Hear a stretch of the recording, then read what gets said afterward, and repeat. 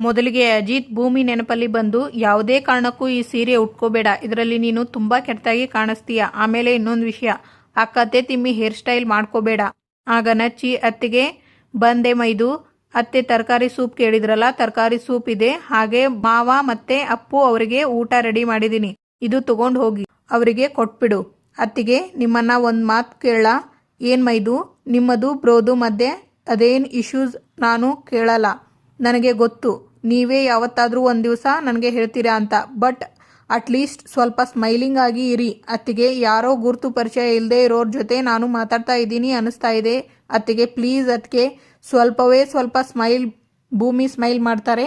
ಇಷ್ಟೇ ನಾನು ಕೇಳ್ಕೊತಾ ಇರೋದು. ದೃಷ್ಟಿ ತೆಗಿತಾರೆ ನಚ್ಚಿ. ಸರಿ ಸರಿ, ಈಗ ತುಂಬ ಲೇಟ್ ಆಗ್ತಾ ಇದೆ, ಹೊರಡು ನೀನು. ಮೈದು, ಹುಷಾರು. ಆಗ ದೇವಯಾನಿ, ನಚ್ಚಿ, ಹಾ ಅತ್ತೆ, ಹಾಸ್ಪಿಟಲ್ಗೆ ಹೊರಟಿ ಯಾಕಂದ. ಹಾ ಹೌದು. ಅಂಜು, ನೀನು ನನ್ನ ಜೊತೆ ಬರ್ತೀಯಾ ಹಾಸ್ಪಿಟಲ್ಗೆ? ಇಲ್ಲ ಕಣೋ, ನನಗೆ ಒಂದು ಸ್ವಲ್ಪ ಟಯರ್ಡ್ ಫೀಲ್ ಆಗ್ತಾ ಇದೆ. ನೀನು ಹೋಗಿರು, ನಾನು ಆಮೇಲೆ ಬಂದು ಜಾಯ್ನ್ ಆಗ್ತೀನಿ. Okay, I understand. Bye bye. ಅಲ್ಲ ಬೇಬಿ, ನಿನಗೆ ಸ್ವಲ್ಪನಾದರೂ ಬುದ್ಧಿ ಬೇಡವಾ? ಅವನು ಬಾ ಅಂತ ಕರೆದ್ರೆ ಹೋಗಬೇಕು ತಾನೇ, ಯಾಕೆ ಹೋಗಲ್ಲ ಅಂದೆ? ಈಗಲಿಂದಾನೇ ಅವನ ಜೊತೆ ಟೈಮ್ ಸ್ಪೆಂಡ್ ಮಾಡು. ಸ್ವಲ್ಪ ಪರ್ಸ್ನಲ್ ಆಗಿ ಸ್ಪೇಸ್ ತಗೋ. ಆಗಲೇ ಮದುವೆ ಆದಮೇಲೆ ನೀನು ಹೇಳಿದ ಹಾಗೆ ಅವನು ಕೇಳ್ತಾನೆ. ನಾನು ಹೇಳೋದು ಅರ್ಥ ಆಗ್ತಿದೆ ಅನ್ಕೊಂತೀನಿ. ನನಗೆ ಗೊತ್ತು ಮಾಮ್, ಬಟ್ ಇಲ್ಲಿ ನಡೆಯೋ ಅಂತ ಒಂದು ಮಜವಾದ ಸೀನ್ ಮಿಸ್ ಮಾಡ್ಕೊಳ್ಳೋದಕ್ಕೆ ಇಷ್ಟ ಇಲ್ಲ. ನಾನು ಕಾಯ್ತಾ ಇದ್ದೀನಿ. ಮಜಾನಾ? ಏನದು? ಎಸ್, ಮಿಡ್ ನೈಟ್ ಅಲ್ಲಿ ಭೂಮಿ ಗೊಳೋ ಅಂತ ಅಳ್ತಾ ಮನೆ ಬಿಟ್ಟು ಹೋಗೋದನ್ನ ನಾನು ಕಣ್ಣಾರೆ ನೋಡಬೇಕು ಮಾಮ್. ಅವಾಗಲೇ ಆ ಟೀ ಅಂಗಡಿ ನನಗೆ ಮಾಡಿದ ಅನ್ಯಾಯಕ್ಕೆ ನನಗೆ ಫುಲ್ ಸ್ಯಾಟಿಸ್ಫ್ಯಾಕ್ಷನ್ ಸಿಗೋದು. ನಾನು ಆ ಕ್ಷಣಕ್ಕೋಸ್ಕರನೇ ಕಾಯ್ತಾ ಇದ್ದೀನಿ. ಈ ಸಲ ಟೀ ಅಂಗಡಿ, ಈ ಮನೆ ಬಿಟ್ಟು ಹೋಗೋದಂತೂ ಗ್ಯಾರಂಟಿ. ಇನ್ಯಾವತ್ತೂ ಅವಳು ವಾಪಸ್ ಬರೋದಿಲ್ಲ. ಇನ್ನು ಟೀ ವಾಸನೆ ಈ ಮನೆಯಲ್ಲಿ ಬರೋದಿಲ್ಲ. ಇನ್ನೇನಿದ್ರು ನಾವು ಮಾಡೋ ಕಾಫಿನೇ. ಆಗ ಸಂಗೀತ, ನಿಜವಾಗ್ಲೂ ಭೂಮಿ ಕೈಯಲ್ಲಿ ಮ್ಯಾಜಿಕ್ ಇದೆ. ಅಪ್ಪ ಮೆಡಿಸಿನ್ ತಿಂದು ಬಾಯೆಲ್ಲ ಕೆಟ್ಟು ಹೋಗಿತ್ತು ಕಣೋ. ಭೂಮಿ ಮಾಡಿ ಕಳಿಸಿದ ಸೂಪ್ ಕುಡಿದ್ಮೇಲೆ ಸರಿ ಹೋಯ್ತು. ಎಷ್ಟು ಚೆನ್ನಾಗಿ ಮಾಡಿದಾಳೆ ಗೊತ್ತೇನೋ? ಆಗ ನಚ್ಚಿ, ನಿನ್ನ ನಾಲಿಗೆಗೆ ರುಚಿ ಆಗಿದೆ ತಾನೇ? ಹ್ಞೂ ಕಣೋ, ಸಖತ್ತಾಗಿ ಮಾಡಿದಾಳೆ. ಟೇಸ್ಟ್ ನೋಡ್ತೀಯೇನೋ? ಇಲ್ಲ, ನೀನು ಕುಡಿ, ನಿನಗೆ ಅಂತ ಮಾಡಿರೋದು ಅದು. ನೋಡು, ನಿನ್ನ ಪ್ರೀತಿಯ ದೊಡ್ಡ ಮಗ ಬಂದ. ಅಮ್ಮ, ಅಜಿತಾ. ಆಗ ಸತ್ಯಣ್ಣ, ಹೇಗಿದ್ದೀರಿ? ಈಗ ಪರವಾಗಿಲ್ಲ ಸತ್ಯ, ಚೆನ್ನಾಗಿದ್ದೀನಿ. ಆಗ ಅಜಿತ್, ಸೂಪ್ ಎಲ್ಲ ಕುಡಿತಾ ಇದ್ದೀರಾ? ಆಲ್ರೆಡಿ ಹುಷಾರಾಗಿಬಿಟ್ಟಿದೀಯಾ? ಭೂಮಿ ಮಾಡಿ ಕಳಿಸಿದಾಳೆ ಕಣೋ, ಎಷ್ಟು ಚೆನ್ನಾಗಿದೆ ಗೊತ್ತಾ? ಆಗ ಅಜಿತ್, ಅಪ್ಪ ಯಾಕೆ ಹಾಗೆ ಕೂತಿದ್ದೀರಾ? ಊಟ ಮಾಡಿ. ಯಾಕೋ ಹಸುವು ಇಲ್ಲ ಕಣೋ. ಅಪ್ಪ, 3 ದಿನದಿಂದ ನೀವು ಕರೆಕ್ಟಾಗಿ ಊಟ ಮಾಡಿಲ್ಲಪ್ಪ. ಈಗ ಅಮ್ಮ ಹುಷಾರಾಗಿದ್ದಾರಲ್ಲ, ಪ್ಲೀಸ್ ಊಟ ಮಾಡಿ. ಆಗೆಲ್ಲ ದುಃಖದಿಂದ ಊಟ ಸೇರಲಿಲ್ಲ, ಇವತ್ತು ಈ ಸಂತೋಷದಿಂದ ಊಟ ಸೇರ್ತಿಲ್ಲ. ಹುಟ್ಟಿ ಬೆಳೆದ ಊರು, ಅಮ್ಮ ತಮ್ಮ ಎಲ್ಲರನ್ನೂ ಬಿಟ್ಟು ನಾನು ಇಲ್ಲಿಗೆ ಬಂದಿದ್ದು ಸಂಗೀತನಿಗೋಸ್ಕರ ಅಷ್ಟೇ. ಪ್ರತಿ ಕ್ಷಣಕ್ಕೂ ನನ್ನ ಕಣ್ಮುಂದೆ ಇವಳು ಕಾಣಿಸ್ತಾ ಇರಬೇಕು. ಇವಳು ಇಲ್ಲ ಅಂದರೆ ಏನೋ ಕಳ್ಕೊಂಡಿರೋ ಭಾವನೆ ನನಗೆ. ಗಾಳಿ ಇಲ್ಲದ ಮನುಷ್ಯನ ಹಾಗೆ ಒದ್ದಾಡಿ ಹೋಗ್ತೀನಿ ಕಣೋ. ನಾನು ದೇವ್ರ ಹತ್ರ ಹಣ ಕೊಡು, ಆಸ್ತಿ ಕೊಡು ಅಂತ ಯಾವುದನ್ನೂ ಕೇಳಿಲ್ಲ. ನಾನು ಕೇಳ್ಕೊಂಡಿದ್ದು ಒಂದನ್ನೇ, ಸಂಗೀತನಿಗಿಂತ ಮೊದಲು ನನಗೆ ಸಾವು ಬರಲಿ ಅಂತ. ರೀ, ಬಿಡ್ತು ಅನ್ರಿ, ತಮಾಷೆಗೂ ಯಾವತ್ತೂ ಈ ರೀತಿ ಎಲ್ಲ ಮಾತಾಡಬೇಡಿ. ನೀವಿಲ್ಲದೆ ನಾನು ಇರ್ತೀನಾ ರೀ? ನಿಮ್ಮನ್ನ ಬಿಟ್ಟು ನಾನು ಇರಲ್ಲ ರೀ. ನೀನು ಇಲ್ಲದ ಪ್ರಪಂಚ ನನಗೆ ಗೊತ್ತೇ ಇಲ್ಲ ಸಂಗೀತ. ಡಾಕ್ಟರ್ ನೀನು ಕೋಮಾಗೆ ಹೋದೆ ಅಂತ ಹೇಳಿದ ತಕ್ಷಣ ನಾನು ಸತ್ತು ಹೋಗಿ ಬಿಡಬೇಕು ಅಂತ ಅನಿಸ್ತು. ಆದರೆ ಆ ಕ್ಷಣ ನಮ್ಮ 3 ಜನ ಮಕ್ಕಳು ನೆನಪಿಗೆ ಬಂದರು.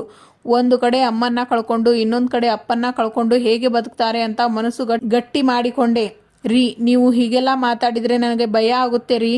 ಆಗ ನಚಿಕೇತ್, ಅಪ್ಪ ಅಮ್ಮ ಎಮೋಷ್ನಲ್ ಆಗಬಾರ್ದು ಅಂತ ಡಾಕ್ಟರ್ ಹೇಳಿದ್ದಾರೆ ತಾನೆ. ಇವಾಗ ನೀನು ಅವರನ್ನು ಎಮೋಷ್ನಲ್ ಮಾಡಿಬಿಟ್ಟು ಜಾಸ್ತಿ ತೊಂದರೆ ಕೊಡಬೇಡ. ಸಾರಿ, ಯಾಕೋ ಮನಸ್ಸಿಗೆ ಹೇಳಬೇಕು ಅನ್ನಿಸ್ತು. ಸಾರಿ ಮಗನೇ, ಸಾರಿ.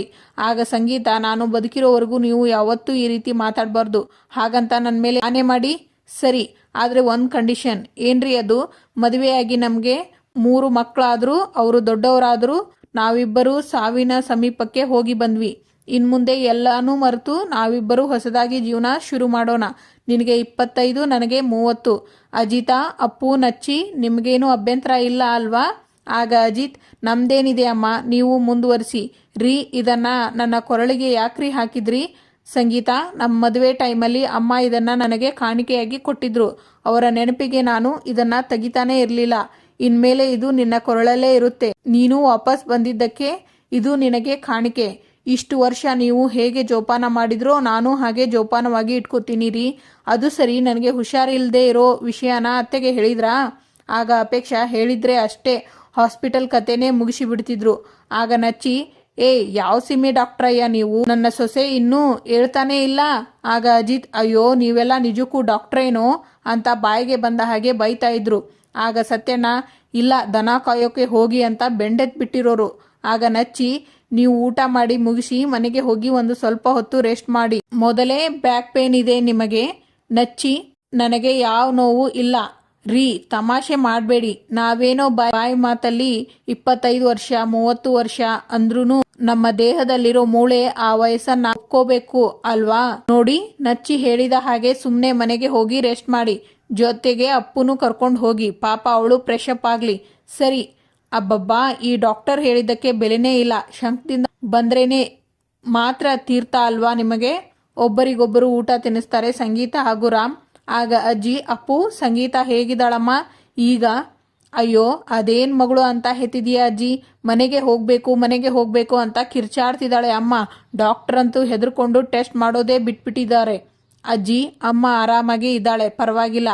ಆಗ ಅಜ್ಜಿ, ನಮ್ಮನ್ನ ಬಿಟ್ಟು ಒಂದು ಕ್ಷಣನೂ ಇರಲಿಲ್ಲ ಅವಳು. ಮನೆ ತುಂಬ ಯಾವಾಗಲೂ ನಗ್ತಾ ಓಡಾಡ್ಕೊಂಡು ಇರೋಳು. ಅಂಥವಳನ್ನ 4 ಗೋಡೆಯಲ್ಲಿ ಕೂಡಿ ಹಾಕಿಬಿಟ್ರೆ ಅವಳಿಗೆ ಹೇಗೆ ಅನ್ನಿಸ್ಬೇಕು? ಆಗ ರಾಮ್, ಅತ್ತೆ ನಾವೇನು ಬಲವಂತವಾಗಿ ಅವಳನ್ನು ಕೂಡಿ ಹಾಕಿದೀವ?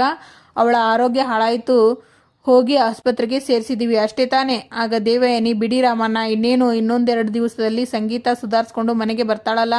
ಆಗ ಅಂಜು, ಅತ್ತೆ ಏನೋ ಸುಧಾರಿಸ್ಕೊಂಡ್ರು, ಆದರೆ ದೊಡ್ಡಪ್ಪ ಇನ್ನೂ ಡಲ್ಲಾಗೇ ಇದ್ದಾರೆ. ಆಗ ಅಜಿತ್, ಮಾವ ಆಗಿದ್ದನ್ನು ನೆನೆಸ್ಕೊಂಡು ಯಾಕೆ ಇಷ್ಟೊಂದು ಕೊರಗ್ತಾ ಇದ್ದೀರಾ? ಆಗ ರಾಮ್, ಶ್ರವಣ, ಅಶ್ವಿನಿ ನಿನ್ನ ಮಗಳು ಮನಸ್ವಿನಿ ಅಲ್ಲ, ಅವಳು ಒಬ್ಳು ಮೋಸಗಾರ್ತಿ. ಆಗ ಶ್ರವಣ್, ಅದು ನನಗೆ ಕೊನೆವರೆಗೂ ಗೊತ್ತೇ ಆಗ್ಲಿಲ್ವಲ್ಲ ಬಾವ, ಮಗಳು ಅಂತ ಮೂರ್ಖ ಆಗಿ ಹೋದೆ, ಅದು ನನಗೆ ಸಿಕ್ಕಾಪಟ್ಟೆ ಕೊರಿತಾ ಇರೋದು. ಆಗ ಅಜಿತ್, ಮಾವ ಇದರಲ್ಲಿ ನಿಮ್ಮ ತಪ್ಪು ಏನಿದೆ? 21 ವರ್ಷದಿಂದ ಕಳೆದು ಹೋಗಿರುವ ಮನಸ್ವಿನಿನ ಹುಡುಕ್ತಾ ಇದ್ರಿ, ಅದನ್ನು ಅಶ್ವಿನಿ ಹೇಗೋ ತಿಳ್ಕೊಂಡು ನಿಮ್ಮ ಎಮೋಷನ್ಸ್ ಜೊತೆ ಆಟ ಆಡಿದ್ಲು. ಹೇಗೋ ಈ ಒಂದು ಕೆಟ್ಟ ವಿಚಾರ ಕೊನೆಗಾಣ್ತಲ್ಲ ಮಾವ, ಅದಕ್ಕೆ ನಾವು ಖುಷಿ ಪಡಬೇಕು. ಮಾವ ಇಲ್ಲಿ ನೋಡಿ ಮಾವ, ನಿಮಗೆ ನನ್ನ ಮೇಲೆ ನಂಬಿಕೆ ಇದೆ ಅಲ್ವಾ? ಮನಸ್ವಿನಿನ ನಾನು ಹುಡುಕ್ತೀನಿ. ಈ ಮಾತನ್ನ ನಿಮಗೆ ನಾನು ತುಂಬ ಸಲ ಹೇಳಿದ್ದೀನಿ. ನಿಮಗೆ ಈಗ ಅನ್ನಿಸ್ಬೋದು ಇವನು ಬರೀ ಮಾತಲ್ಲಿ ಮಾತಾಡ್ತಾನೆ, ಆ ಥರ ನಡ್ಕೊಳ್ಳಲ್ಲ ಅಂತ ಹೇಳಿ. ಅಶ್ವಿನಿ ವಿಚಾರದಲ್ಲಿ ಅವಳು ಒಬ್ಳು ಫ್ರಾಡ್. ನಿಜವಾಗ್ಲೂ ಅವಳು ನಮ್ಮ ಮನಸ್ವಿನಿ ಅಲ್ಲ ಅಂತ ನಾನೇ ಈ ಮನೆಯಲ್ಲಿ ಮೊದಲು ಹೇಳಿದ್ದು. ಆದರೆ ಮಗಳು ಅನ್ನೋ ಮಮಕಾರ ನಿಮ್ಮ ಕಣ್ಣನ್ನು ಪೊರೆ ಹಾಗೆ ಕವರ್ ಮಾಡಿಕೊಂಡು ಬಿಟ್ಟಿತ್ತು. ನೀವು ನಂಬೋದಕ್ಕೆ ರೆಡಿ ಇರಲಿಲ್ಲ. ಎಲ್ಲೋ ಒಂದು ಕಡೆ ನಾನು ನೀವು ವಾಗ್ವಾದಕ್ಕೆ ನಿಂತ್ಕೊತಾ ಇದ್ವಿ, ಜಗಳ ಆಡ್ತಾ ಇದ್ವಿ.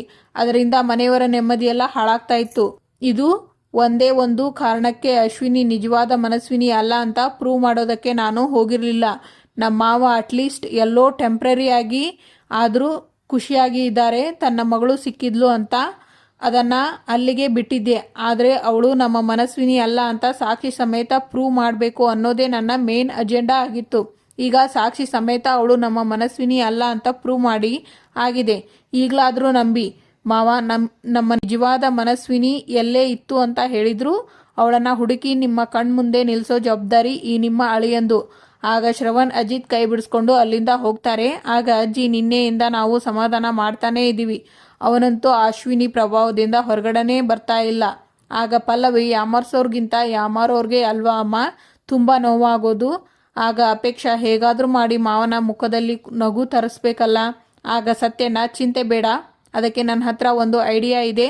ಆಗ ದೇವಯಾನಿ, ಏನು ಐಡಿಯಾನೋ ಸತ್ಯ? ಹೇಳ್ತೀನಿ, ನಚ್ಚಿಗೆ ಕಾಲ್ ಮಾಡಿ ಡಾಕ್ಟರ್ ನಚಿಕೇತ್ ಅಂತ ಏನೋ ಹೇಳ್ತಾರೆ. ಸತ್ಯಣ್ಣ, ಎಲ್ಲರಿಗೂ ಓಕೆನಾ? ಆಗ ಅಪೇಕ್ಷಾ, ಓಕೆ, ಎಲ್ಲರೂ ಓಕೆ ಅಂತಾರೆ. ಆಗ ಅಜಿತ್ ಭೂಮಿಯನ್ನು ಗುರಾಯಿಸ್ತಾ ನಿಂತ್ಕೋತಾರೆ. ಇವತ್ತಿಗೆ ಇಲ್ಲಿನ ಸಂಚಿಕೆ ಮುಕ್ತಾಯವಾಗುತ್ತದೆ. ಮುಂದಿನ ಸಂಚಿಕೆಯಲ್ಲಿ ಆಗ ಅಜಿತ್ ಹಾಸ್ಪಿಟಲಲ್ಲಿ, ಅಪ್ಪ ಏನು ಹೇಳಿದ್ರು ಕೇಳಿಸ್ಕೊಂಡ್ರಿ ಅಲ್ವಾ? ಅಮ್ಮನ ಈ ಪರಿಸ್ಥಿತಿಯಲ್ಲಿ ನನಗೆ ನೋಡೋದಕ್ಕೆ ಆಗ್ತಿಲ್ಲ, ನನಗೆ ಏನಾದರೂ ಹೆಚ್ಚು ಕಮ್ಮಿ ಮಾಡ್ಕೊತೀನಿ ಅಂತ ಹೇಳಿದ್ರು. ಹಾಗೆ ಏನಾದರೂ ಆಗಿದ್ದಿದ್ರೆ ಅದಕ್ಕೆ ಕಾರಣ ಯಾರಾಗ್ತಿದ್ರು ಹೇಳಿ? ಇವಳೇ ತಾನೇ. ಇವಳನ್ನು ಕಟ್ಕೊಂಡಿದ್ದ ತಪ್ಪಿಗೆ ಇಡೀ ಮನೆ ಸ್ಮಶಾನ ಆಗಿ ಹೋಗ್ತಿತ್ತು. ಸತ್ಯಣ್ಣ, ನನಗೆ ಇವಳು ಸಹವಾಸನೇ ಬೇಡ.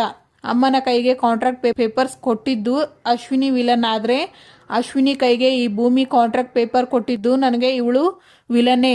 ಈ ಭೂಮಿಗೂ ಈ ಮನೆಯಲ್ಲಿ ಇರೋದಕ್ಕೆ ಅರ್ಹತೆ ಇಲ್ಲ. ಆಗ ಅಜಿತ್ ಎದುರುಗಡೆ ಭೂಮಿ ಬಂದು ನಿಂತ್ಕೋತಾಳೆ. Thank you for watching.